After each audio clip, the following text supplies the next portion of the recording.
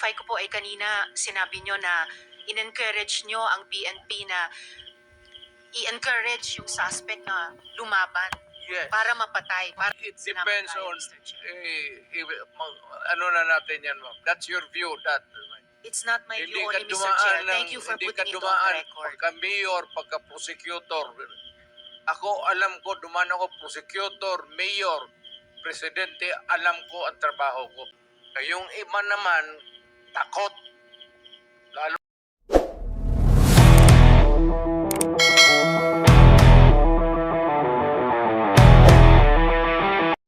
yung iba naman, takot. Clarify ko po ay kanina sinabi nyo na in-encourage nyo ang PNP na i-encourage yung suspect na lumaban Yes. para mapatay, para Yes. masabing nanlaban. Correct. Correct. Para Ito to sa very ma-minimize. incorrect. Correct, yes. Very incorrect po, if I may Yes. say as a It's not civilian, sa a- professional police. It Salamat depends tayo, on, Mr. Chair. ano na natin yan, ma'am. That's your view, that.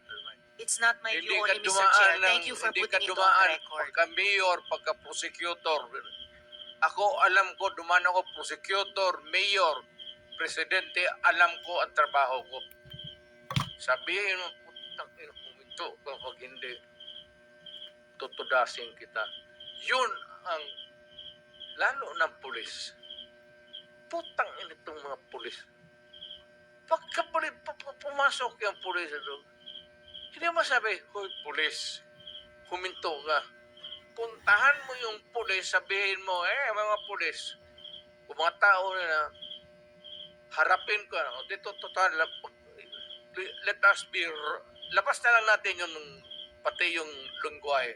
Pero Mr. Chair, forgive me for interrupting. Hindi, Speaking of patapusin mo lengguwahe, muna ako. sorry sir, Mr. Chair, baka maaring ang resource person tumigil magmura kasi bahay natin itong Senado eh. Salamat kaayo, Thank Mr. you, Chair. thank you. Hindi tayo Mr. President, magkaintindihan Mr. dyan. President, sir, excuse me, sir.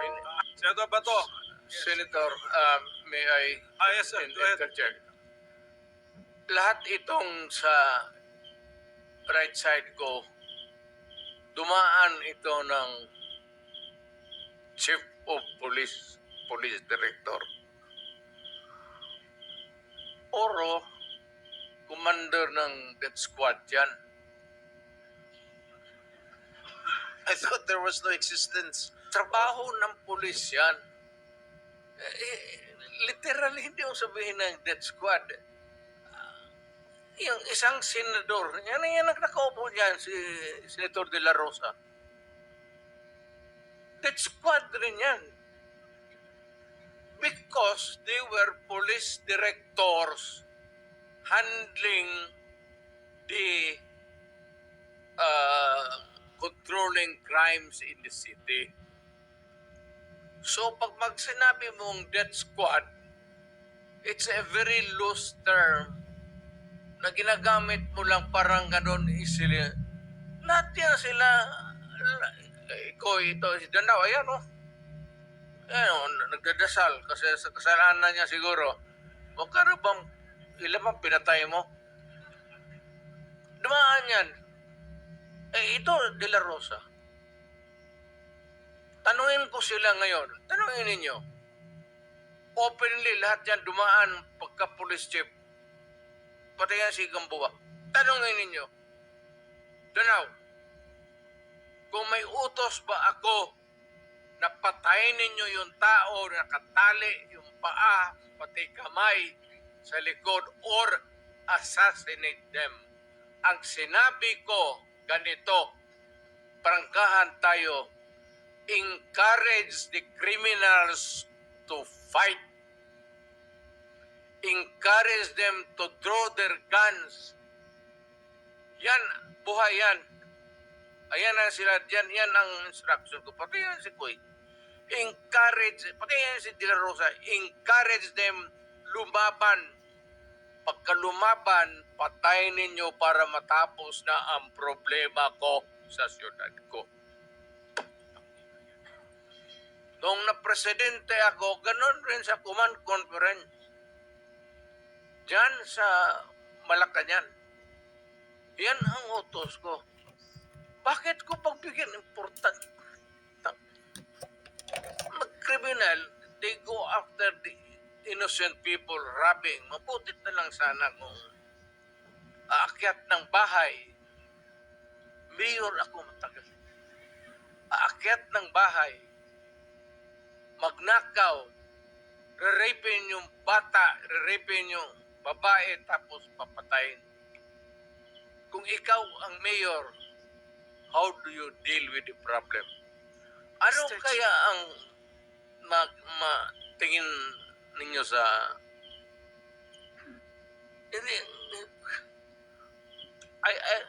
I'm sorry to tell you, I'm sorry to express to the nation. Unforgiving ako. Hardliner. Alam nila yan. Pati pulis. Alam nila. They are not really siguro to talk about it. Sinabi ko yan sa mga pulis. Putang ina kayong mga pulis. Pag pumasok kayo dyan sa droga, kayo ang mauuna. Yeah, that Mr. was, Chair. no need to strike it out if that is the real way that the mayor then phrased his sentence. Yes, Mr. Chair, if with the indulgence of the SP Pro Tempore. Says Senator Risa. Opo, Mr. Chair, kasi siguro napansin, pati ng former president, yung shock ng lahat. Bakit, sir, yan ba ang trabaho ng pulis? Na pumatay ng mga suspected criminals? Sir, yung mic nyo. Pag dumaban, bakit Iba sila po yung pagka-express kasi kanina, so I had to clarify. Bakit Salamat, sila- SP Pro Tempore. bakit sila Salamat, Mr. magpapatay? Chair. No. Hindi yan ang tanong ko. Talagang maling napaka hindi magandang impression po ng mga statements kanina. Kaya I appreciate the candor of Yusek Kuy at pati kanina ni General Danao Look, ma'am, about it. may I Salamat kayo, Mr. interrupt Chair. you I'm done, Mr. Chair. for now. kindly? Go ahead, sir. Itong mga to, ma'am, galing ito ng mga sa Academy PMA. Hindi ito mga bobo. Hindi rin ito papayag na utosan mo ng illegal. Doon yan sa academy nila, sa PMA, they are formed there to yung ano talaga yung batas. Kaya pag inutusan mo yan, sabihin mo, patayin mo sa sir, mukhang hindi pwede yan, sir. I tried. Ako mismo, I tried. Ako, marami ako, patay mo, sir. Sir, kulong mo na lang natin, sir. Total. Sabi ko siya, siguraduhin mo lang na hindi ma-release. Kasi gagawa ng kalukuhan yan uli and they will mag-hold up na naman yan. Yan ang lalo na yung mga kaso na magnakaw tapos mag-rape tapos magpatay o Mr. Chair, Can we let the president complete his sentence? What were you trying to say, sir? That Yes, mag-rape, magpatay, magnakaw, magpatay, and then what do we do with them? ganun na lang ang sadness ko sa trabaho. Thank you. Kaya hindi ko lang sinabi ko yan kasi hindi ko lang sila mautusan ng gano'n na gaya na sinabi ko, nag-rape ng bata yung patayin mo. Hindi ko mautusan itong mga to. Sabi ko, karamihan na mayor, hindi maniwala yan ang ganon. Sabi man, hindi, sir, mahirap yan. Kulungin na lang natin, sir. Walang dumaan yan sila sa... There was never a time na sinabi ko, patayin ninyo yan. Minsan yung harap-harapan sa crime scene, nakita ko yung bata, 3 years old, rape, patay, tapos nandoon yung tiyuhin. O sinabi ko, putang, patayin mo. Out of outrage. In the moment of in-encourage yung putang. Sir, kulungin na lang natin yan, sir. Ano nangyari doon, Mr. President? Yung insidente na yun, napatay nga yung tito? Pinatay? Hindi. Hindi. Mr. Chair, Yes, Senator Risa. alam ko po na matatalino ang mga taga-Philippine Military Academy. Hindi po yan ang issue.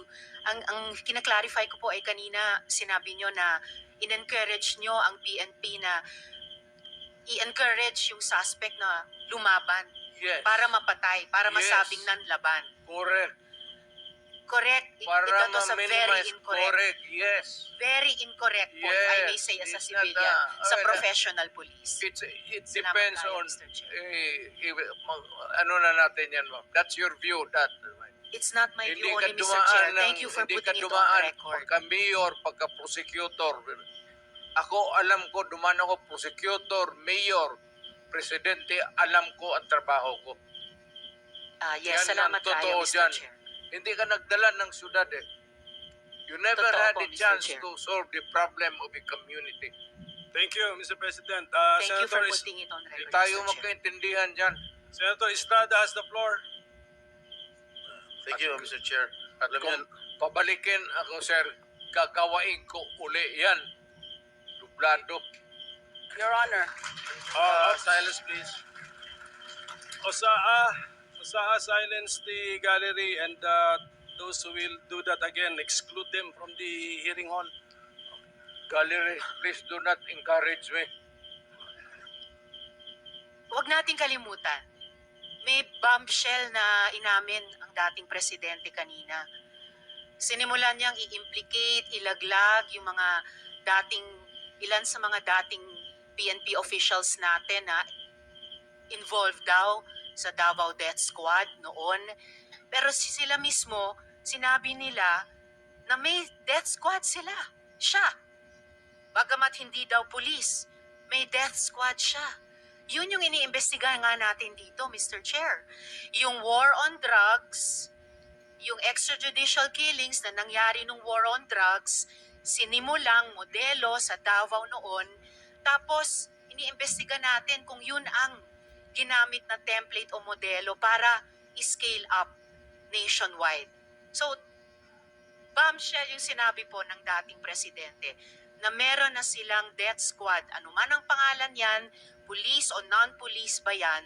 Kasi it looks like what we are investigating now, yung ginamit na instrumento para sa war on drugs na nagbunga ng napakaraming extrajudicial killings. You are For the record, Mr. correct, ma'am. Yes, sir. Tama Thank you, ka talaga. Mr. Chair.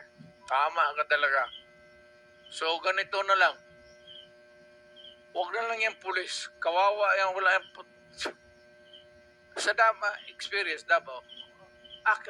Ako. Imbestigahan ninyo ako. Set a date for an investigation para sa akin. Ako ang imbestigahan ninyo. But kunin ninyo yung record sa Davao yung namatay. At sabihin ko sa inyo kung wala akong taguin. Alam mo, nag-warning ako, huwag kayong gumawa dito. Kasi gusto ko ang Davao. Ang Davao was a very kawawa noon. Alam ninyo sir, alam ko. Panahon ng NPA nung hindi pa ako mayor, kita mo ang Davao. Left and right ng hold up, walang makalabas sa bahay. Pati mga pulis takot. Kasi nandyan yung mga NPA, pinapatay sila. Kaya sinabi ko, nagagyat ako sa bukid, nung na-mayor ako, sabi ko, ayaw ko ng away sa inyo. Pero yung mga pamilya ninyo, nandyan sa syudad natin. Yung mga top punso ng Communist Party, bilangin ninyo ilan na ang taga Davao. Saan ang pamilya nila? Sa Davao. Kaya umakyat ako sa bukid. Sinabi ko, stop it. Huwag ninyong patayin ang mga pulis ko kasi putang ina yung pamilya ninyo. Yayariin ko yan. Mr. Chair, if I may, dahil matagal na po yung sa NPA, kung maaring mag-follow-up question ako sa dating presidente Go ahead, ng sir. death squad. Mr. Chair? Salamat Go ahead, kaayo, Senator Mr. Risa. Chair. Kanina, sinabi nyo there were 7 people dun sa inyong self-described death squad. Ano po yung mga pangalan nila at paki-describe yung structure ng organization na sinet up nyo, yung death squad na iyon? Yung death squad ko, ang death squad ko, ma'am, is of course it is organized.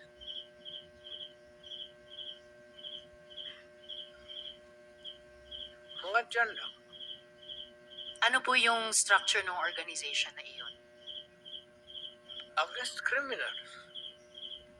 Hindi po, yun yung task siguro na binigay nyo. Pero anong structure ng death squad niya iyon? Structure against crime and criminals. Ibig sabihin, ano po yung setup? At sino yung 7 yun na miyembro To ng death squad fight nyo? crime. No sir, yung pangalan nung sabi nyo, 7 tao na nasa death squad nyo. Mukhang patay naman sila lahat, ma'am. It's okay sir, ano pong mga pangalan nila? You know, when I was mayor, 43, I am now 73. For the life of me, I cannot remember the name.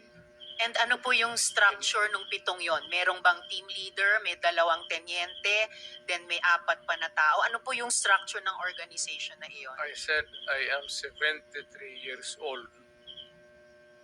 Hindi ko nga alam kung bakit nandito ako kaharap mo. Sir, I'm sure alam nyo kung bakit kayo nandito. In fact, kayo po yung nagsalita ng pinakamarami sa resource persons. Well, May reward po ba yung 7 iyon sa death squad nyo? again, ma'am?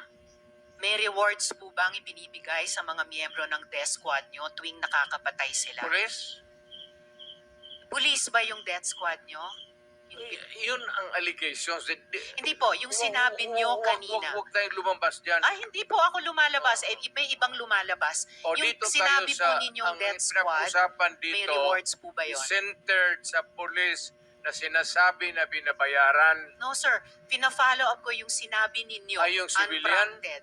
So, kung civilian yon, yung sinabi nyo na death squad nyo na 7 tao, may rewards po ba yung 7 taong iyon kapag nakakapatay Ay, sila? hindi ma'am, mayayaman yung mga maraming gago na mayayaman sa Davao.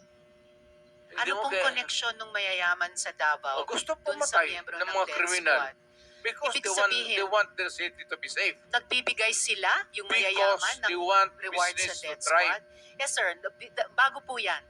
Sinasabi nyo ba na yung mayayaman sa Davao nagbayad sa death squad para pumatay? No, hindi ma'am. Si Sila Colonel mismo. Makasait po ba kasama sa death squad na iyon? Sino? Colonel Makasait, kasama po ba sa death squad na iyon? Colonel Makasait? Ma'am, alam mo sa totoo lang, mahabang istorya to. It's okay sir, maikli lang sana Pero kung ang sagot. problema, ma'am, patay na yung tao. Si Colonel Makasait ay patay Ayaw na. kung marami. May- Police officer in the police department. Pero patay na yung tao. Okay sir, may Huwag mo rewards akong po ba tanungin sila? kung anong history yung tao na yan, patay na. Okay, may rewards po ba sila, yung mga miyembro ng death squad nyo? Sino? Ako? Magbigay? Yung 7 miyembro, kung sino man ang nagbigay, may rewards ba sila kapag pumapatay sila? Walang reward, ma'am. Kung Walang police rewards. yan. Lalo Hindi na ho. police. Bakit Wag- ako magbigay ng reward sa mga... Paiba-iba, hindi po. Paiba-iba Trabaho po nila yung yan. sinasagot nyo eh. Hindi ko tinatanong yung mga pulis. Oh, Tinatanong ko po yung mga miyembro ng death squad nyo. ah. Binabayaran ba sila kapag nakakapatay sila? Wala. Wala. Okay. So, libre lang yung May I remind the pagpatay. Senator, this is just an intervention. Yeah, sorry. We have to I follow- apologize, we have Mr. to Chair. follow the Yes, order. I Please, submit, please. Mr. Chair. Ako noon, nung na-mayor ako, I was not looking toward a re-election.